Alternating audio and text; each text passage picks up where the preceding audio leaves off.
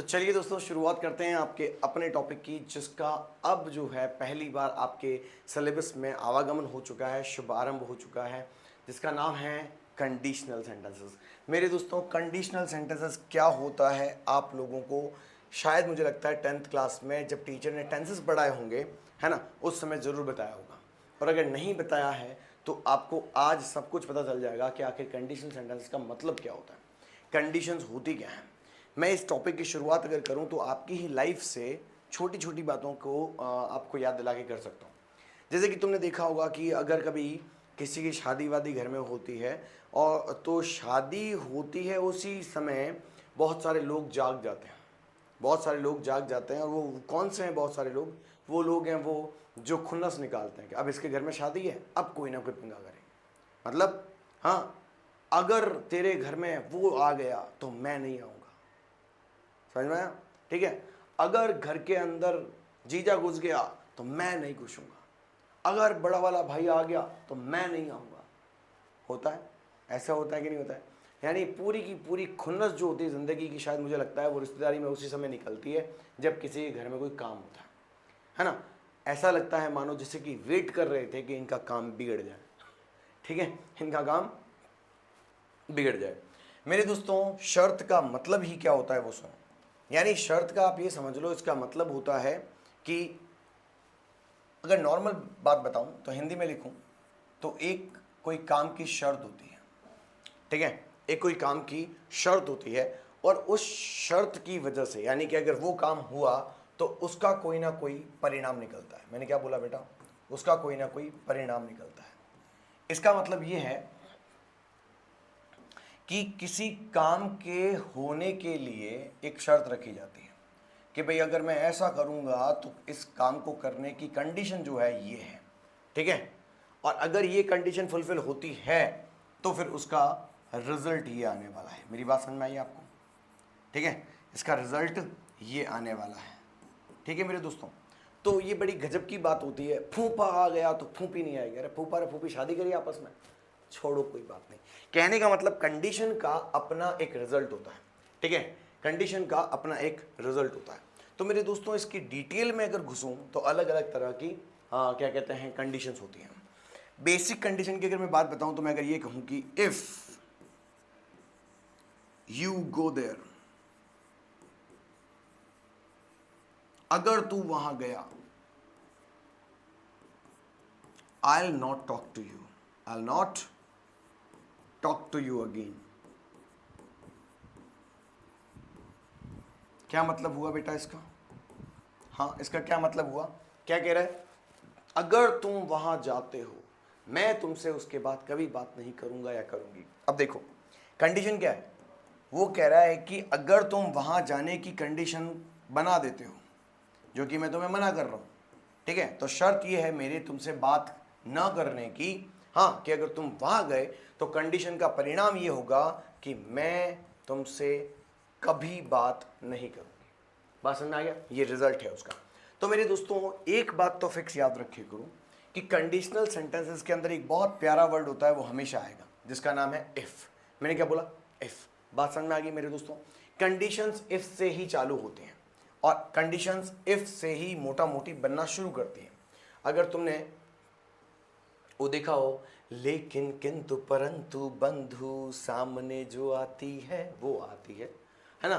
तो अगर की बात, अगर और मगर जब आता है ना, लेकिन किंतु परंतु तो कंजक्शन की बात थी, लेकिन ये है अगर, ठीक है। अगर और मगर वाले जो शब्द होते हैं, यदि वाले जो शब्द होते हैं, उसे कंडीशनल सेंटेंसेस कहा जाता है। मेरी बात समझ में आ जाएगी कि नहीं आएगी? पहले ये बताओ, अरे हाँ कि ना, बात समझ में आई कि नहीं आई बताओ। देखो, एक बात और याद रखिएगा, जब हम कंडीशनल सेंटेंसेस की बात करते हैं, जब हम कंडीशनल सेंटेंसेस की बात करते हैं तो एक बात याद रखना, कंडीशनल सेंटेंस को बनाने के लिए हमें इफ लगाना होता है।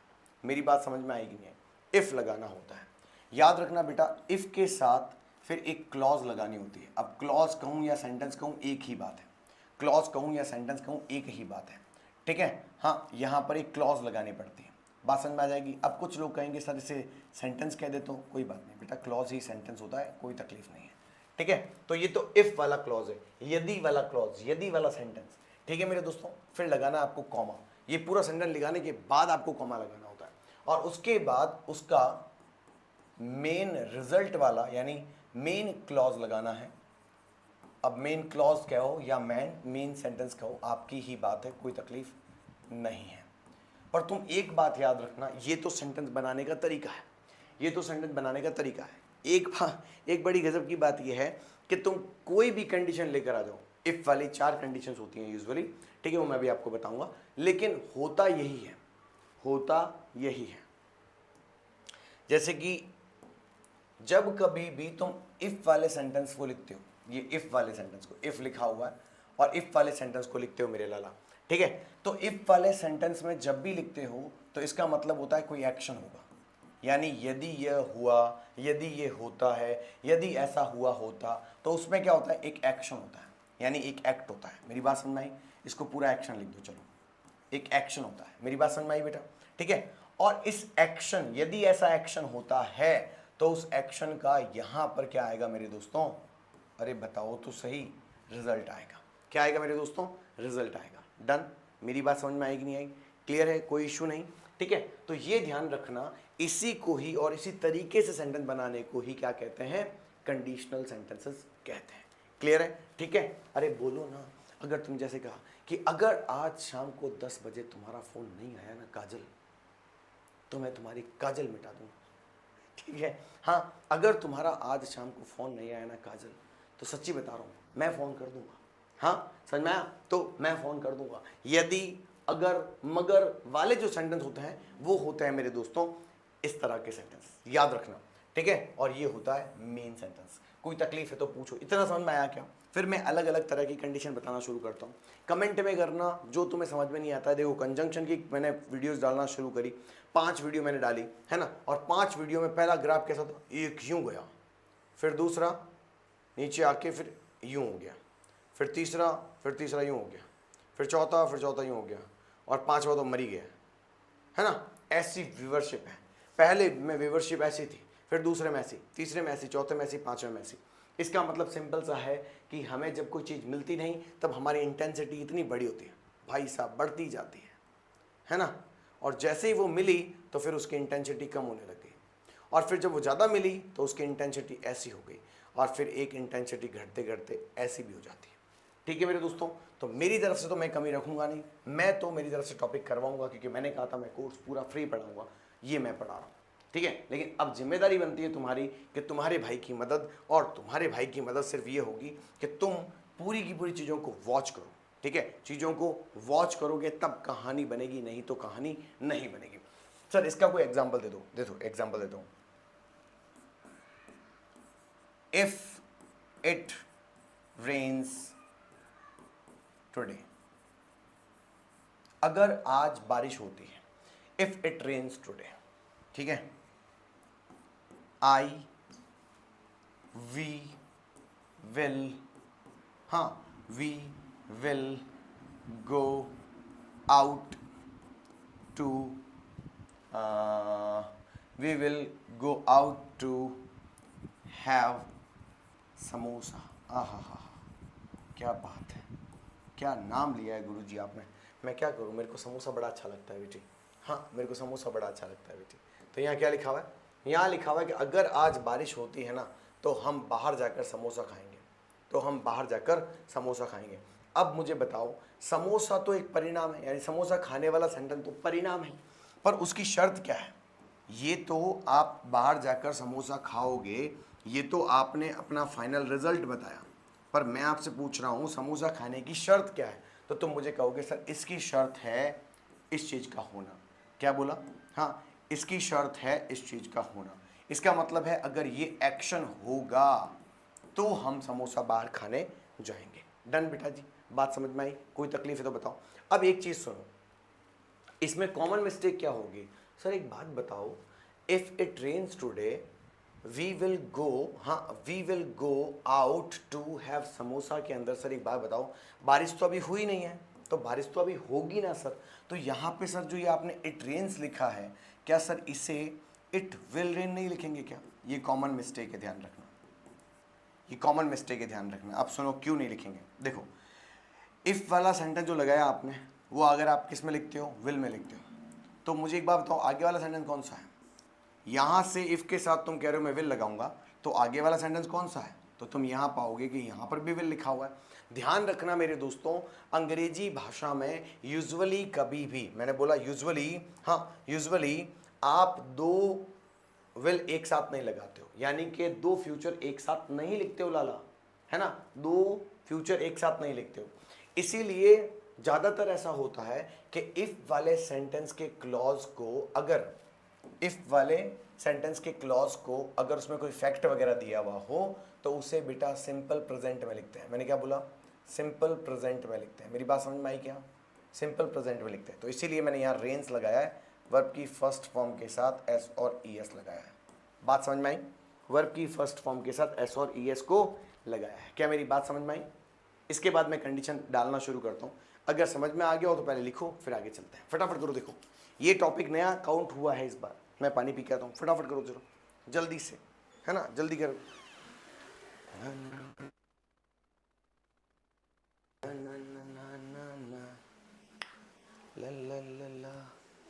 दोस्तों एक बात और बोल देता हूँ, है ना, एक बात और बोल देता हूँ। याद रखना, बड़े बड़े प्लेटफॉर्म जो है ना, हाँ, वो अपने नाम से क्लासेस चला रहे हैं, बड़े बड़े प्लेटफॉर्म, ठीक है। हाँ, श्रवण सर 11-12 में श्रवण सर पढ़ाते हैं, जबकि श्रवण सर ने तो वो जगह छोड़ दी। श्रवण सर ने तो वो जगह छोड़ दी, फिर भी वो प्लेटफॉर्म जो है, हाँ, अभी भी उन बच्चों को ये कहा जा रहा है कि 11-12 में श्रवण सर पढ़ा रहे हैं। मुझे पता है कि पहले जहाँ मैं काम करता था वहाँ मेरा एग्रीमेंट था, ठीक है, वहाँ मेरा एग्रीमेंट था, तो मेरी क्लासेस वो यूज़ कर रहे हैं। लेकिन बात ये है ना मेरे दोस्तों कि वो सारा कंटेंट पुराना वाला पड़ा है, क्योंकि मैं तो उस प्लेटफॉर्म को छोड़ चुका, तो वहाँ जो भी कंटेंट है वो सब पुराना कंटेंट है, उसमें कंडीशनल सेंटेंसेस वगैरह कुछ नहीं आएंगे, उसमें फिर कंडीशनल सेंटेंस वाला टॉपिक कोई और पढ़ाएगा, ठीक है, उससे कोई और पढ़ाएगा। तो ध्यान रखना मेरे दोस्तों, ये कहानी है।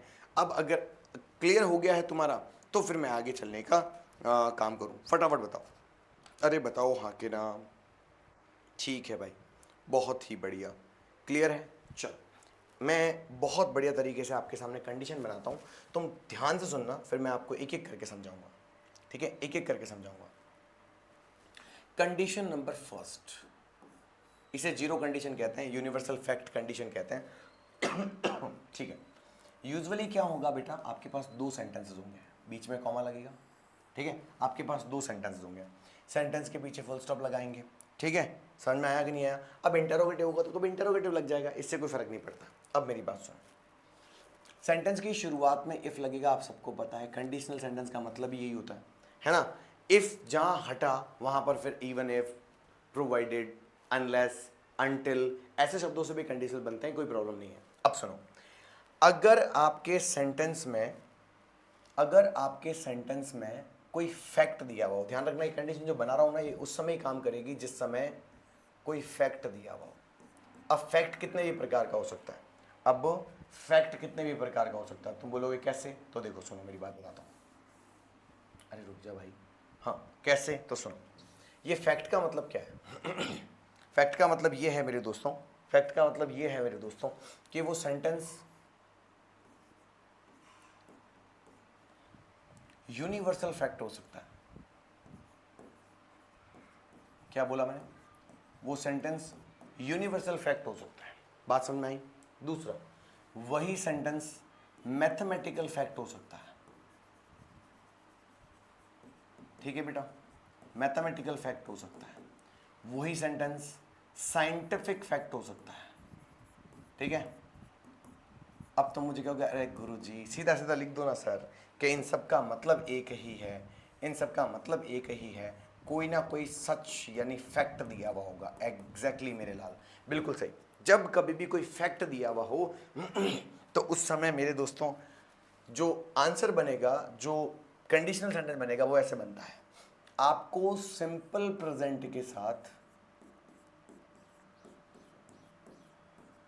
या मैं सिंपल प्रेजेंट नहीं कहूँ तो ज़्यादा ठीक रहेगा, क्योंकि कभी कभी मॉडल से भी बन जाता है, तो सिंपल प्रेजेंट का कोई मॉडल से लेना देना नहीं है, मैं सिर्फ लिख देता हूँ। तो प्रेजेंट के साथ यूजुअली प्रेजेंट टेंस आता है। अरे बोलो तो सही, मैंने कहा प्रेजेंट के साथ प्रेजेंट टेंस आता है। अब तुम कहोगे सर प्रेजेंट तो एक बात बताओ, प्रेजेंट तो सर सिंपल भी होता है सर, प्रेजेंट तो कॉन्टिन्यूस भी होता है सर, प्रेजेंट तो परफेक्ट भी होता है सर, प्रेजेंट तो परफेक्ट और यानी कॉन्टिन्यूस प्रियंका चोपड़ा भी होता है सर। मैं कौन सा परफेक्ट लगाऊंगा, कौन सा प्रेजेंट लगाऊंगा? एक बात बता देता हूँ, ये मैं आपको सच्चा तो नहीं बता सकता, यानी कि बताना चाहता नहीं हूँ क्योंकि फंस जाओगे, लेकिन फिर भी अगर एक तुक्का मारने की कोशिश करूँ आपके लिए, है ना, तो देखो मैं तो कर लूँगा इसको, पर आपको तुक्का समझाना पड़ेगा। यूजुअली क्या होता है ऐसे सेंटेंस में, कोई काम होता है तो दूसरा काम होता है। अब चाहे मैं होता है तो हो सकता है भी कह सकता हूं, क्योंकि शकता जो है मॉडल में चला जाएगा, लेकिन है तो प्रेजेंट ही ना, है तो प्रेजेंट ही ना। कैन यूज कर रहे हो, कुड नहीं कर रहे हो, कुड पास्ट में आता है तो है तो प्रेजेंट ही ना। ऐसी कंडीशन की कोई एग्जांपल दो ना सर, मैं बताता हूं। जैसे अगर सपोज करो, अगर कोई ये कहे कि if you blank add two and two, क्या लिखा हुआ है? हाँ, if you add two and two, अगर तुम दो में दो जोड़ते हो, बहुत बढ़िया, अगर तुम दो में दो जोड़ते हो, बहुत बढ़िया, ठीक है भाई, तो क्या होता है? हाँ, क्या होता है? You blank get 4। अरे बोलो हाँ के ना? हाँ, तो ये कैसा सेंटेंस है बताओ? कह रहा है कि अगर तुम दो में दो जोड़ते हो तो तुम्हें 4 मिलते हैं, अगर तुम दो में दो जोड़ते हो तो तुम्हें 4 मिलते हैं। तो तुम्हें भी पता है कि 4 कब मिलते हैं? दो में दो जोड़ने से। हाँ, तो तुम कहोगे सर ये तो मैथमेटिकल फैक्ट है, ये तो मैथ्स का कंसेप्ट है। हाँ के ना? ये तो मैथ्स का कंसेप्ट है। तो इसका मतलब सिंपल है, साफ साफ क्वेश्चन कह रहा है कि प्रेजेंट के साथ प्रेजेंट। अब मुझे बताओ, इसमें ये लिखा हुआ है क्या कि हाँ जब हम दो में दो जोड़ रहे हैं तो हमें 4 मिल रहे हैं? नहीं ना। तो क्योंकि सिंपल अगर प्रेजेंट होता है तो कॉन्टिन्यूस भी होता है। हमने दो में दो, जो हम दो में दो जोड़ चुके हैं तो 4 मिल चुके हैं, ऐसा भी नहीं है। तो सिंपल सी बात है, ये फैक्ट है, और फैक्ट में सिंपल प्रेजेंट ही आता है। दो में दो जोड़ते हो तो 4 मिलते हैं। बात समझ में आया कि नहीं आया? बात कंप्लीट हुई कि नहीं? अरे बोलो ना हाँ कहना। तो सिंपल सा आंसर क्या है? If you add. Sir first form में क्यों आई? अरे मेरे भाई सिंपल प्रेजेंट में, सिंपल प्रेजेंट में क्या रूल होता है कि सेंटेंस का अगर सब्जेक्ट जो होता है, सब्जेक्ट कितने प्रकार के होते हैं? 2 प्रकार के। कितने प्रकार के होते हैं? 2 प्रकार के। कौन कौन से होते हैं गुरुदेव बताओ? देखो मैं बताता हूँ। सब्जेक्ट 2 प्रकार के होते हैं, एक जिसे हम बोलते हैं सिंगुलर सब्जेक्ट, जिसको सिंगुलर सब्जेक्ट को ऐसे लिखूंगा एस, ठीक है, और एक होता है प्लूरल सब्जेक्ट जिसे मैं लिखूंगा PS। बात समझ में आ गई? ध्यान रखना मेरे दोस्तों, अगर सेंटेंस ये वाला है फैक्ट वाला, तो एस अगर तुम्हारे सेंटेंस का सब्जेक्ट हुआ तो तुम्हें वर्ब लगानी है फर्स्ट फॉर्म, और उसके साथ तुम्हें आंखें बंद करके एस और ES लगाना है, ठीक है। और अगर तुम्हारे सेंटेंस का सब्जेक्ट जो है प्लूरल हुआ तो मेरे भाई सिर्फ वर्ब की फर्स्ट फॉर्म लगानी है। अब मेरे कुछ उस्ताद दोस्त मुझे ये कहेंगे, सर सच्ची सच्ची एक बात बताएं, सच्ची सच्ची बात बताएं। मैंने कहा हाँ बोल बेटे। सर वो मूवी पुष्पा देखी थी सर। मैंने कहा हाँ बेटे ठीक है, उसमें डायलॉग था सर, झुकेगा नहीं सर। हाँ सर। मैंने कहा बहुत बढ़िया सर। मैंने कहा सीधा सीधा बोलना कि सर एक्चुअली झुकना पड़ रहा है सर। ये बताओ ना सर, SS में सब्जेक्ट कौन कौन से आते हैं, PS में सब्जेक्ट कौन कौन से आते हैं? यानी SS की कैटेगरी के सब्जेक्ट कौन कौन से होते हैं और PS की कैटेगरी के सब्जेक्ट कौन कौन से होते हैं, हमें पता नहीं है गुरुजी। शाबाश मेरे लाल। बताता हूँ। SS यानी सिंगुलर, और सिंगुलर का मतलब होता है जो अकेला हो। जैसे कि एक लड़का होता है, एक लड़की होती है, कोई इट वाला वस्तु होता है, कोई नाम होता है। गुरुजी यही होते हैं क्या? ये तो हमें आते हैं, बहुत अच्छी बात है। इसके अलावा सुन बेटा, अगर सिर्फ बॉय लिखा हुआ हो, अगर सिर्फ गर्ल लिखा हुआ हो, ये तो समझ में आ गया सर, है ना।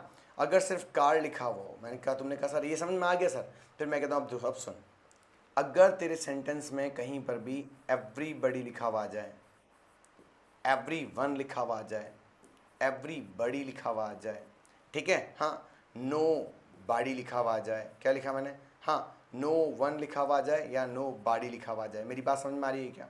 ठीक है, हाँ या ना? Everyone, everybody, no one, nobody, someone, somebody. क्या बोला मैंने? समवन, समबॉडी, ठीक है, समवन, समबॉडी।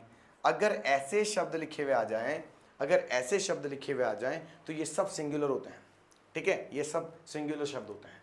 तो सर प्लूरल, प्लूरल बताता हूँ। अगर मान लो कि लड़के लड़के ही वहाँ बहुत जने इकट्ठे हो जाए तो तुम ऐसे क्या कहोगे? मैं कहता हूँ शी छोरियाँ छोरियाँ वहाँ इकट्ठी हो जाए तो उन्हें क्या कहोगे? हाँ, मैं कहता हूँ इट बहुत सारी किताबें अगर वहाँ इकट्ठी हो जाए तो क्या कहोगे? तुम कहोगे इन सबको सर हम दे कहेंगे। बहुत बढ़िया, मैंने कहा शाबाश। फिर मैंने कहा बेटा एक काम करो, अगर उन्हीं सबके साथ मैं जाकर खड़ा हो जाऊं तो वे सब क्या बन जाएंगे? हम बन जाएंगे, क्योंकि उसमें मैं भी ऐड हूं। अरे वाह गुरुजी शानदार, बहुत बढ़िया। फिर सर ये यू भी प्लूरल ही माना जाएगा, ध्यान रखना, इसे सिंगुलर कभी नहीं मानना है। और सर जैसे कि बेटा वहां लिखा हुआ है बॉय, तो यहाँ क्या आएगा मेरे लाल? बॉयज। अरे वाह रे वाह शेरा, ठीक है। तुमने कहा कि सर कार का क्या होगा? कार्स होगा। ये भी बड़ा इजी सा है, कोई तकलीफ नहीं है। मैंने कहा बेटा चलो ये तो बच्चों वाली बातें हैं, अब मुझे बताओ बेटा पुलिस क्या होता है? तुमने कहा सर गुरुजी 10th आपसे ही पढ़ी थी। हाँ, कपड़े दूसरे थे, जगह दूसरी थी, लोगो दूसरा लगा हुआ था, बाकी जानते हम आपको हैं। सर आपने बताया था 5 P's, आपने क्या बताया था? P5 बताया था सर। ये P5 आपने बताया था कि P5 में ध्यान रखना, हर P जो होता है वो प्लूरल होता है। जैसे कि सर आपने बताया था पीपल, अब पीपल में एस तो लगा हुआ नहीं है, प्लूरल है। अरे बोलो हाँ या ना, ठीक है, पीपल। फिर बताया आपने पुलिस, क्या बताया सर? पुलिस। फिर आपने बताया पोल्ट्री, क्या बताया सर? पोल्ट्री। फिर आपने बताया सर पब्लिक, क्या बताया बेटा? पब्लिक। अब पब्लिक सिंगुलर प्लूरल दोनों हो सकते हैं, ठीक है। और एक आता है प्रेजेंट्री, क्या आता है? प्रेजेंट्री, ठीक है बेटा। तो ये कुछ शब्द हैं जो हमेशा प्लूरल रहेंगे, इनके पीछे कभी ऐसे और ऐसे लिखा हुआ नहीं आएगा, तो ध्यान रखना। इसके अलावा देखो जैसे कैटल लिख दिया, CATTLE, अब ये क्या होता है? ये सिंगुलर नहीं है, पर ये सिंगुलर दिखता है, ठीक है कि नहीं? हाँ, ये सिंगुलर दिखता है। मेरी बात समझ में आई कि नहीं आई? एक वर्ड है काल्वरी, मेरी बात समझ में आई कि नहीं आई? तो ध्यान रखना दोस्तों, ऐसे वर्ड जो होते हैं वो भी क्या होते हैं? प्लूरल की कैटेगरी में आते हैं, जबकि इनके अंदर प्लूरल दिखाई देता नहीं है, ठीक है। तो ये ध्यान रखना। अब तुमने कहा सर अब मेरे को पूरी बात समझ में आ गई, इसका मतलब इसका आंसर मैं समझ गया, इसका आंसर मैं समझ गया। यू जो होता है वो प्लूरल होता है, क्या होता है बेटा? प्लूरल सब्जेक्ट होता है। और प्लूरल सब्जेक्ट के साथ सर और कुछ नहीं लगाना होता है, वर्ब की फर्स्ट फॉर्म लगानी होती है। तो आपने इसीलिए यहाँ पर ऐड को ऐड लिख दिया, एड्स नहीं लिखा। बात समझ में आ गई? क्लियर है, कोई तकलीफ नहीं? हाँ, अब तुम कहोगे सर इसका मतलब यहाँ पर भी तो प्लूरल ही है, ये भी प्लूरल सब्जेक्ट है, और आपने यहाँ लिखा कि दो में दो जोड़ते हैं तो चार मिलते हैं, तो सर ताहे तीहे वाला ही सेंटेंस बन रहा है, तो यहाँ पर भी सर गेट लगा दूँ? मैंने कहा बहुत बढ़िया, शाबाश बेटा। हाँ, मैंने कहा बहुत बढ़िया बेटे। अब एक काम कर मेरे लाल, थोड़ा सा चेंज करते हैं सेंटेंस को। इफ़ यू, अगर इस यू की जगह पर मान लो, इस यू की जगह पर मान लो अगर यहाँ पे पायल लिखा हुआ हो, मैंने क्या बोला? पायल लिखा हो, तो इफ पायल, हाँ इफ पायल एड 2 and 2, इस यू की जगह शी कर दो, तो पायल ही तो शी है। अरे बोलो हाँ के ना? अब मैं कहता हूँ बेटा सेंटेंस भरो, तो तुम कहोगे बड़ा इजी है गुरु। हाँ, कोई तकलीफ ही नहीं है दादा, अभी भर देते हैं। शी भी सिंगुलर सब्जेक्ट होता है और पायल भी सिंगुलर सब्जेक्ट होता है। सिंगुलर सब्जेक्ट के अकॉर्डिंग जो आपने ऐड भरा है ना सर, हाँ, तो इसके अकॉर्डिंग ये ऐड ही एड्स हो जाएगा। अरे बोलो हाँ के ना? तुमने कहा यस, बहुत बढ़िया। फिर मैंने कहा इस सिंगुलर सब्जेक्ट के अकॉर्डिंग ये गेट जो होगा वो गेट्स हो जाएगा। डन? अरे बोलो, क्लियर है? यही कंडीशनल सेंटेंसेस हैं, और कुछ भी नहीं है इनमें, और कुछ भी नहीं है इनमें। कोई तकलीफ है तो बताओ, फिर मैं आगे चलूँ। तुम बोलोगे सर एक आध सेंटेंस और दे दो तो मज़ा ही आ जाए। ठीक है भाई, तुम ले लो मज़े, हाँ मज़े ले लो बेटे, मेरे मत लेना बस, बाकी सब ठीक है। हाँ, मेरे मत लेना बेटे, ठीक है भैया। तुमने कहा सर नहीं, बिल्कुल आपके मज़े कैसे ले सकते हैं? हाँ, आप तो खुद हमारे मज़े लेते हो। मैंने कहा चलो बेटे बहुत बढ़िया, समझदार तो हो तुम। मैंने अगर कहा कि इफ़ वी, POUR, ये सेंटेंस मैं हमेशा देता हूँ कंडीशनल सेंटेंस में।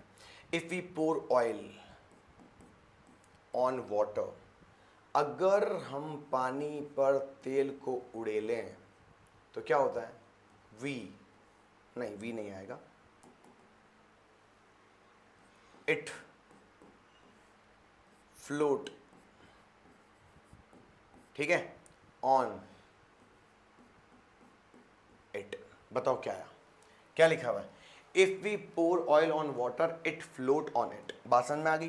तो अब मुझे बताओ तुम क्या करोगे? तुम कहोगे सर यह बात बताऊं, आप कह रहे हो कि तेल को पानी पर उड़ेलते हैं तो पानी तैरता है। मैंने बोला बेटा बिल्कुल सही पकड़ा है, लेकिन अब मुझे ये बताइए सच्चाई कौन सी है? क्या ये यूनिवर्सल ट्रूथ है, क्या ये मैथमेटिकल सेंटेंस है, क्या ये साइंटिफिक ट्रूथ है, या फिर ये फैक्ट है? तुम कहोगे गुरुजी ये जब ऐसी चीज़ें होती हैं ना, साइंस की बातें हैं, साइंस ने ही ये आविष्कार करके बताया है। मैंने कहा बहुत बढ़िया बेटा, तो ये साइंटिफिक फैक्ट है। क्या है? साइंटिफिक फैक्ट है। अगर ये साइंटिफिक फैक्ट है मेरे बेटे, तो साइंटिफिक फैक्ट में ता ही आता है। तो क्या लगाएंगे बेटा? तुमने कहा सर ये देखो PS लिखा हुआ है, हाँ पर यहाँ देखो सर SS लिखा हुआ है। मैंने कहा बहुत बढ़िया यार, गजब समझ गया तू, बहुत अच्छे। मैंने कहा बेटा अगर ये PS है तो PS में तो POUR वापस लिख दो। तुमने कहा बिल्कुल सही है, वर्ब की फर्स्ट फॉर्म ही आएगी, क्योंकि सिंगुलर के साथ वर्ब की फर्स्ट फॉर्म आती है। ये लिखा हुआ आपने लिखा हुआ, देखो बताओ हाँ या ना? बहुत बढ़िया। फिर मैंने कहा बेटा ये इट लिखा हुआ है, इसका ये तो प्लूरल नहीं है, सिंगुलर है। तो तुमने कहा चिंता काहे करते हो, ये देखो सर इसका आंसर में S जुड़ जाएगा। बोलो हाँ के ना? बात खत्म मेरे लाल। हाँ बात खत्म मेरे लाल। ये 2 सेंटेंस की पहली कंडीशन है। अगर आपको ये समझ में आई हो तो फिर मैं आगे चलता हूँ। देखो मैं तो धीरे धीरे पढ़ाता हूँ, मेरे को भागने का कोई शौक नहीं है, मेरे को भागने का कोई शौक नहीं है, ठीक है? जो भाग भाग के पढ़ाइयाँ करते हैं आप उनसे भी पढ़ सकते हैं, मुझे नहीं पढ़ाना आता। मैं तो बड़े शांति से पढ़ाता हूँ, ताकि जब तुम यहाँ से पढ़ के जाते हो तो हमारे जो SSC के बच्चे होते हैं, वो SSC के बच्चे इतनी इन डेप्थ ग्रामर को चुटकी में पकड़ लेते हैं, है ना? तो वो कब होता है? जब वो धीरे धीरे सब चीज़ों को समझते हैं। एक कदम से नहीं करना है, ठीक है बेटा? ये पहली कंडीशन है, फटाफट करो इसे, फिर दूसरी कंडीशन पर लेके जाते हैं आपको, ठीक है? तब तक मैं थोड़ा पानी पी लेता हूँ। बहुत बढ़िया, शाबाश मेरे लाल।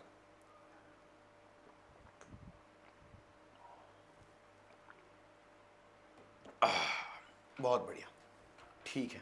क्लियर है? अरे क्लियर है क्या? बहुत बढ़िया। बात बहुत अच्छी है।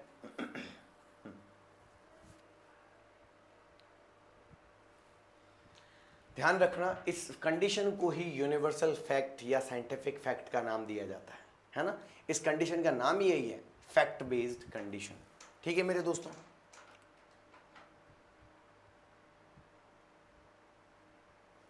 ठीक है, अब आओ मेरे दोस्तों आगे चलते हैं, दूसरे नंबर की बात करते हैं मेरे दोस्तों। कंडीशन नंबर सेकंड, इसे बोलते हैं कि जब आपके पास you people will be having 2 sentences, बीच में कॉमा लगाना है, ठीक है? हाँ ये देख लो, बात समझ में आएगी नहीं आई? बहुत ही बढ़िया।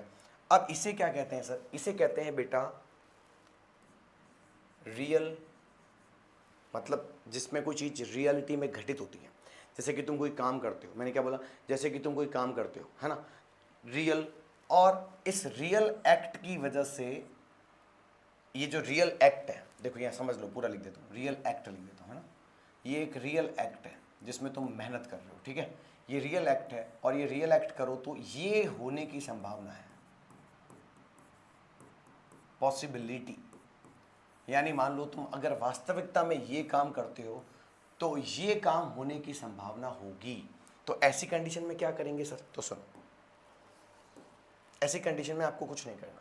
ऐसी कंडीशन में एक आप काम करना है कि सेंटेंस की शुरुआत में इफ लगाना है।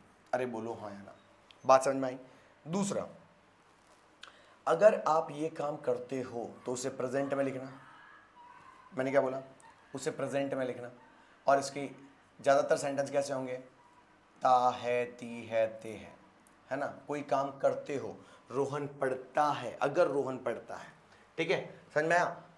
अगर रोहन पैसे जमा करता है, समझ में आ गया? ऐसा ता है। तो मेरे दोस्तों आगे आपको सिंपल फ्यूचर भरना है। मैंने क्या बोला? सिंपल फ्यूचर भरना है।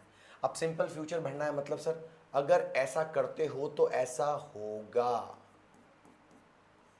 होगा मतलब होने की संभावना है, होगा मतलब होने की संभावना है। अब तुम बोलोगे एग्जाम्पल दो, आओ मैं देता हूँ, आओ मैं तुम्हें एग्जाम्पल देकर समझाता हूँ। एक काम करते हैं, इसको हटा देते हैं, हट जा भाई, चलो एग्जाम्पल ले लो। अगर मैंने बोला if she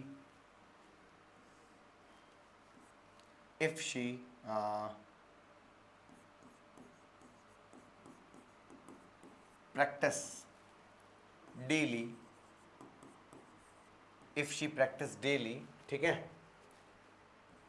she blank she blank learn new things. ठीक है, अब बताओ क्या आएगा। एक कंफ्यूजन तुम्हें होगा कि सर प्रैक्टिस किसके है, स्पेलिंग में आपने एस कैसे लगाया, है ना। आपके दिमाग में आया होगा एस कैसे लगाया, सर सी आता है ना। आपके दिमाग में आया होगा कि सर या तो सी आना चाहिए। हाँ, तो आपने एस क्यों लगाया। मेरे दोस्तों, सी जो होता है ना उसे हम बोलते हैं नाउन, उसे क्या बोलते हैं, नाउन। और एस जो लगता है ना वो होता है वर्ब। तो हम यहाँ पर वर्ब लगा रहे हैं, इसीलिए एस ई आएगा। ठीक है, इसीलिए यहाँ पर एस ई आएगा।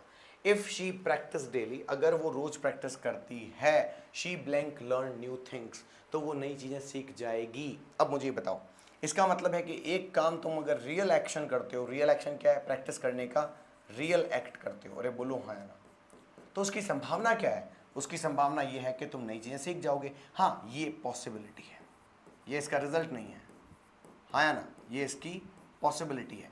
क्योंकि हो सकता है कि तुम सीख गए, दूसरा ना सीख पाए।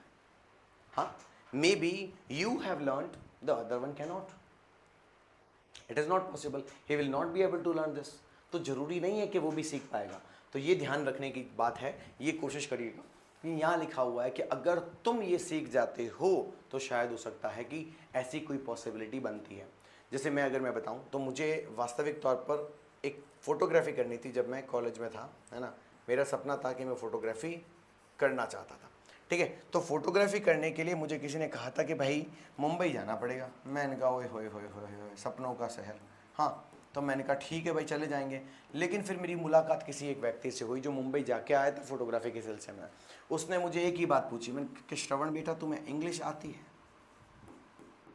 हाँ, कि बेटा इंग्लिश आती है। मैंने कहा इंग्लिश, मैंने कहा बिल्कुल नहीं आती भैया, बिल्कुल नहीं आती। तो कि बेटा रुक जा, फिर 2 साल इंग्लिश पढ़ पहले, सिर्फ 2 ईयर्स तक तो अंग्रेजी सीखनी पड़ेगी, और अंग्रेजी सीख लेगा तो तू वहाँ जा सकता है। और अंग्रेजी नहीं आती तो फिर बेटा मज़े कर, ठीक है, तो फिर बेटा मज़े कर, भूल जा।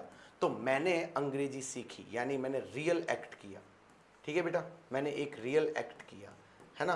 तो रियल एक्ट किया।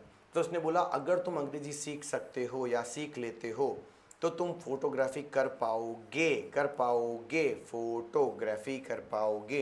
ये फोटोग्राफी की क्या थी, पॉसिबिलिटी थी। अब श्रवण ने क्या करा मेरे भाई, श्रवण ने एक रियल एक्ट किया अंग्रेजी पढ़ने का। वो अंग्रेजी तो सीख गया, वो अंग्रेजी तो सीख गया, लेकिन वो फोटोग्राफी नहीं कर पाया। वो टीचर बन गया, वो टीचर बन गया। मेरी बात समझ में आ रही है तुम्हें। हाँ, वो टीचर बन गया। मेरी बात समझ रहे हो बेटा। तो ये कहीं ना कहीं चीज़ें हैं, है ना, जो पॉसिबिलिटी है। यानी तुम कोई एक्ट करते हो, जरूरी नहीं है कि तुम्हें वो ऊपर वाला जो है ना वो तुम्हारी गाड़ी चला रहा है। तुम्हें लग रहा है हैंडल अपने हाथ में है, अपने हाथ में हैंडल नहीं है। ससुर का नाती एक कोई ऊपर बैठा हुआ है, वो ससुर का नाती कह रहा है बेटे हैंडल तुम नहीं घुमा रहे हो, त्योहार लग रहा है कि डोंट डू, जस्ट चिल, तू सिर्फ हैंडल घुमा। तू मन में सोच के मैंने घुमाया है, ये हैंडल मैं ही घुमवा रहा है, ये हैंडल मैं ही घुमवा रहा है। समझ में आया कि नहीं आया। वो कहीं ना कहीं चाहता था, है ना। तो ये फोटोग्राफी का सपना देखने वाला लड़का आज इंग्लिश पढ़ा रहा है ना। और सिर्फ वो दाना डाला गया था श्रवण को कि तू फोटोग्राफी करेगा, तेरा मन लगेगा फोटोग्राफी करने में, और फोटोग्राफी के चक्कर में तू अंग्रेजी सीखेगा। और तुझे ये क्या कहते हैं, फोटोग्राफी करवाना तो एक बहाना है, एक्चुअल में तुझे फोटोग्राफर नहीं, हाँ, अंग्रेजी का मास्टर बनाना है। अरे बात समझ में आई कि नहीं आई। तुझे अंग्रेजी का मास्टर बनाना है। तो ये ऊपर वाले ने किया, समझ में आया। तो आप रियल एक्ट करते हो तो उसकी पॉसिबिलिटीज़ हैं कि तुम ऐसा कर पाओगे, जरूरी नहीं है कि वो होगा। तो ऐसी कंडीशन में हम पहले वाले अच्छे सुनना, हम पहले वाली खाली जगह में ता है में प्रेजेंट भरते हैं। अब तुम कहोगे सर इसका आंसर तो बड़ा आसान है, सर शी लिखा हुआ यानी सिंगुलर सब्जेक्ट है। अरे बोलो हाँ के ना। हाँ, मैंने बोला क्या, हाँ के ना, सिंगुलर सब्जेक्ट है। सर सिंगुलर सब्जेक्ट है तो प्रैक्टिस का प्रैक्टिसेस कर देते हैं सर, यही होगा ना सर, और तो कुछ होने से रहा। अरे हाँ के ना, बिल्कुल सही। हाँ, इफ शी प्रैक्टिसेस, अगर वो मेहनत करती है तो क्या होगा, she will learn, she will learn. बात समझ में आ रही है, she will learn new things, तो वो नई चीजें सीख जाएगी। बात ठीक है बेटा जी, वो नई चीजें सीख जाएगी। ये ध्यान रख कर करना, ये ध्यान रख कर करना। बात ठीक है कि नहीं है। अब तुम बोलोगे सर आप तो यहाँ विल लिख रहे हो, आप तो यहाँ विल लिख रहे हो, तो विल तो पक्का होता है ना सर। देखो मेरे भाई, रूल क्या कहता है उसके अकॉर्डिंग चलना पड़ेगा। ता है, ती है, मैं अगर रियल में एक्ट किया है तो होगा होगी में संभावना बतानी है, तो होगा होगी में हमारे पास विल ही है और कुछ है ही नहीं। क्लियर है, विल ही है, इसके अलावा कुछ है भी नहीं। सर एक आध सेंटेंस और आन दो सर। चलो अब आपके मन में आगे जाऊं उससे पहले एक बात आएगी कि सर एक बात बताओ, इस सेंटेंस की हिंदी तो ऐसे ही बन रही है कि इफ शी विल प्रैक्टिस, अगर वो प्रैक्टिस करेगी तो शी विल लर्न, हाँ, न्यू थिंग्स, तो वो नई चीज़ें सीख जाएगी। मैंने कहा बिल्कुल सही कह रहे हो, पर मैंने कहा बेटा याद तो करो। हाँ मैंने कहा याद तो करो। ये देखो ये लाडो ने बोल दिया, बहुत बढ़िया बेटा, ये मेरी लाडो बोल रही है सर अभी अभी आपने कहा था दो फ्यूचर एक साथ नहीं आते हैं, दो फ्यूचर एक साथ नहीं आते हैं, और खासकर इफ वाले सेंटेंस में तो हमें फ्यूचर लगाना ही नहीं है। बात कंप्लीट हुई बेटा, ठीक है, दो फ्यूचर एक साथ नहीं लगाएंगे। तो अगर तुम लिखोगे ना if she will practice daily she will learn new things, तो ये सेंटेंस गलत है। बात समझ में आ गई, ये मत करना, कॉमन मिस्टेक है। एक आध और सेंटेंस दे दो सर, अभी देते हैं, अभी देते हैं। मैंने कहा if the Indian central government, if the Indian central government, if the Indian central government, if the Indian central government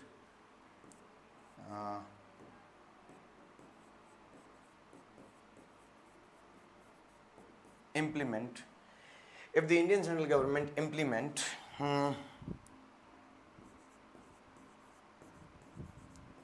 new rules, ठीक है,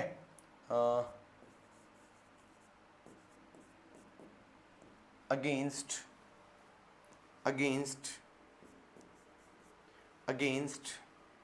the illegal dwellers in India, है ना, they blank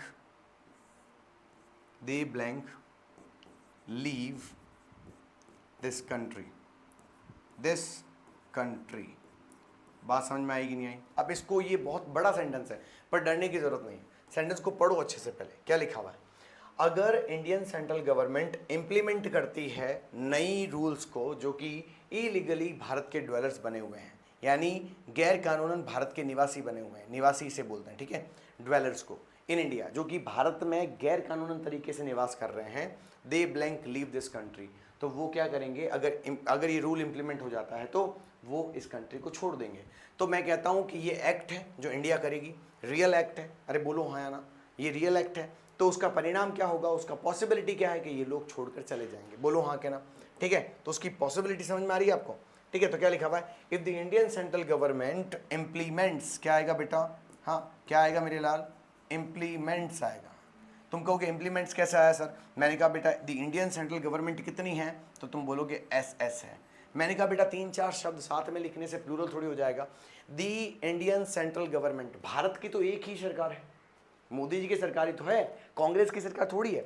अब तुम बोलोगे सर सेंट्रल गवर्नमेंट, तो central government एक ही होती है बेटा, स्टेट गवर्नमेंट्स अलग अलग होती हैं, है ना। तो the Indian central government implements, अगर भारतीय केंद्रीय सरकार लागू करती है new rules against the illegal dwellers in India, जो गैर कानूनन तरीके से निवास करने वाले लोग हैं वो भी भारत में, तो इसकी पॉसिबिलिटी क्या है, ये तो रियल एक्ट है, तो इसकी पॉसिबिलिटी ये होगी कि वो सिंपल फ्यूचर में गा गे गी करेंगे, यानी कि अगर रूल लागू होता है तो वो कंट्री छोड़ देंगे, गा गे गी, डन और नॉट, ठीक है। तो यहां आएगा दे विल लीव इंडिया, बात समझ में आई, या दिस कंट्री। मेरी बात ठीक है, समझ में आई कि नहीं आई लाला, इस तरीके से करना है। ए लाडो, हाँ समझ में आया कि नहीं आया, हीरा बेटे, बात समझ में आई, बहुत बढ़िया, हीरा बेटे पानी पीने दो, मैं थक गया हूं, चलो आगे देखते हैं।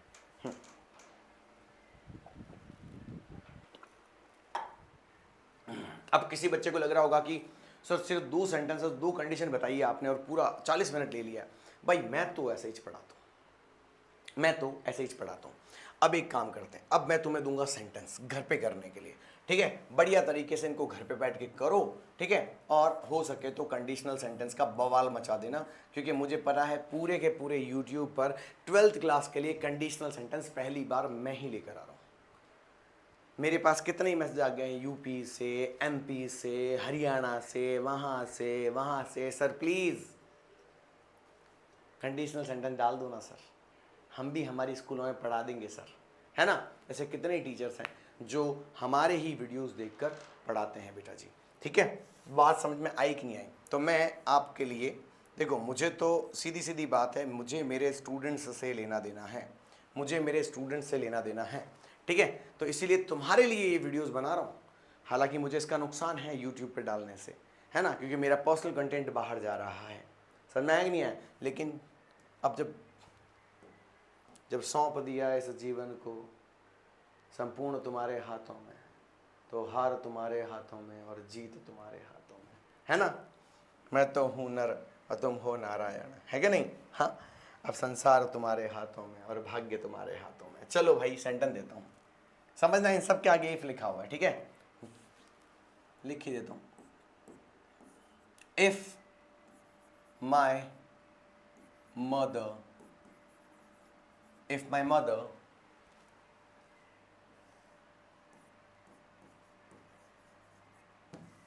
mother take care of mine, take care of me भी लिख सकते हो, of me, I blank improve soon, ठीक है बेटा, I will improve soon। अगला सेंटेंस आगे लिखा आता है, if Payal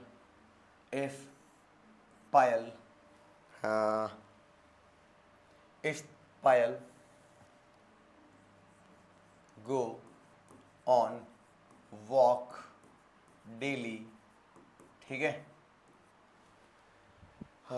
she blank reduce her weight, ठीक है बेटा। मेरी बात समझ में आ गई? मुझे कोई किताब नहीं चाहिए होती है लिखते समय, मैं अपने मन से ही सेंटेंसेस बनाता हूँ, ठीक है, मैं अपने मन से ही सेंटेंसेस बनाता हूँ। इसीलिए आपको भी कह रहा हूँ कि थोड़ा सा चीज़ों को जीना सीखो, मज़ा आएगा आपको, ठीक है। If it rain,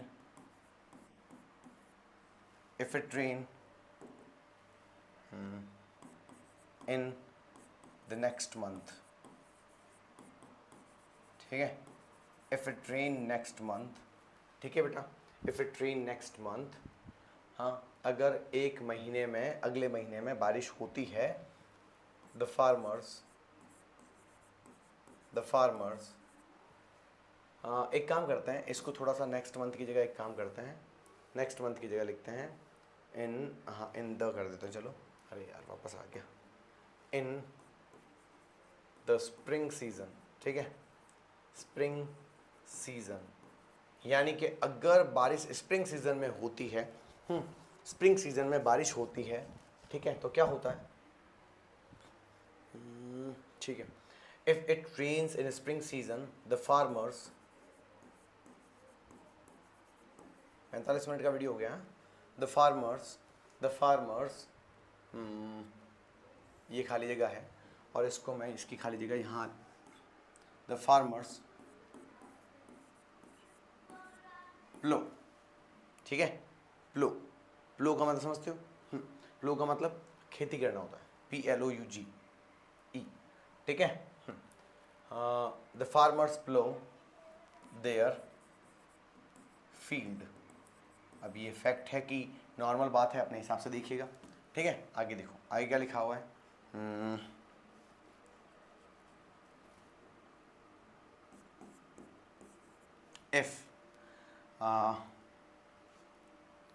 if black clouds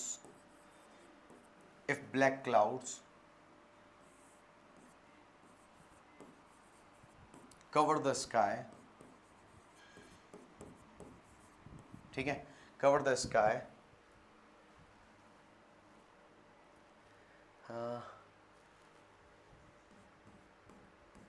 it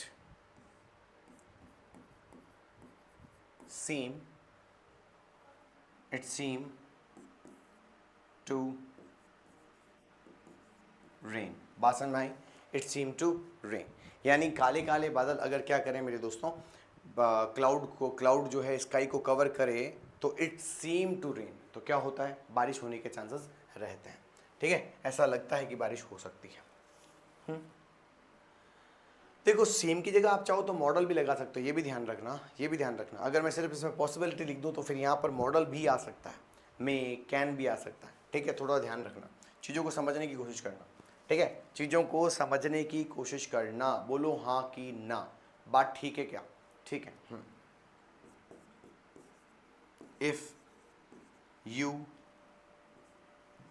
if you apply this policy, it blank give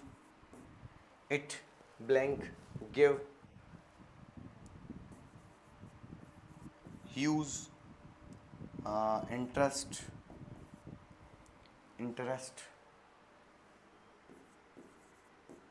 interest to, हाँ क्या लिखा हुआ है, it blank give huge interest to, it blank give interest to huge interest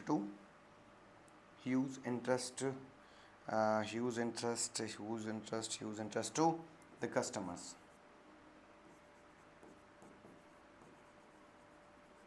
ठीक है बेटा, अगला क्वेश्चन मेरी तरफ से है कि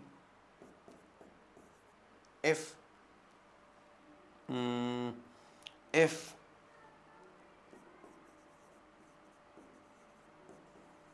the angles of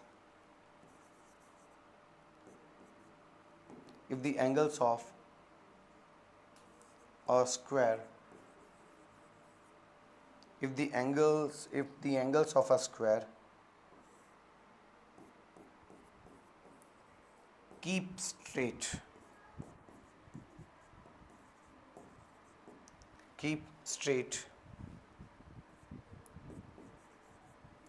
the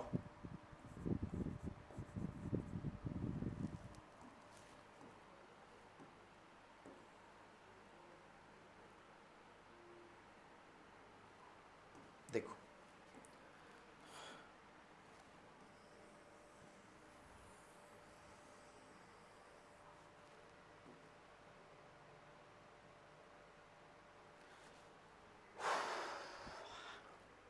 चल जा। ठीक है,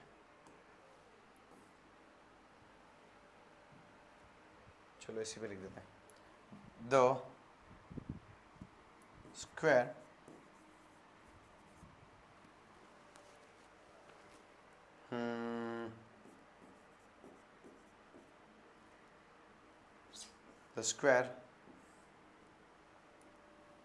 स्क्वायर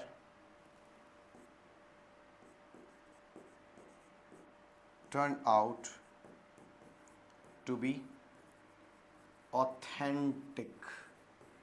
ये प्रश्न बहुत मुश्किल से हो पाएगा, ये प्रश्न जिसने कर लिया इसका मतलब उसका फंडामेंटल बहुत बढ़िया है ना। फंडामेंटल मतलब ग्रामर की अप्रोच उसकी अच्छी है, उसको चीज़ें समझ में आती हैं, वो ऐसे ही तुक्के नहीं मारता है। ठीक है, ये सेंटेंस जिसने कर दिया ना, मैं मान जाऊंगा कि तुमने भाई मेहनत करी है ना, तुमने पहले मेहनत करी, ऐसा मैं मान जाऊंगा, क्योंकि ये सेंटेंस एक्चुअली थोड़ा सा टेढ़ा है ना, टेढ़ा है, नॉर्मल सेंटेंस नहीं है, टेढ़ा सेंटेंस है। तो ये कुछ क्वेश्चंस हैं, इन्हें घर बैठकर आराम से करिएगा। फिर अगले और भी कुछ कंडीशंस हैं, 2 कंडीशंस के बाद और बड़ी हैं जो कि नॉर्मल कंडीशंस होती हैं। इसके अलावा मैं आपको थोड़ा सा कंडीशन से बाहर निकल कर भी चीज़ें पढ़ाऊंगा ताकि आप अच्छे से उस टॉपिक को पढ़ सकें। ठीक है मेरे दोस्तों, मिलते हैं आपसे अगली क्लास में, तब तक आप मस्त रहिए, ज़बरदस्त रहिए, शानदार रहिए, पाउडर लगाते रहिए, पर थोड़ा कम लगाओ बेटे, खूबसूरती घट जाएगी। ठीक है, bye bye, take care, thank you so much. Share करना अपने दोस्तों के साथ।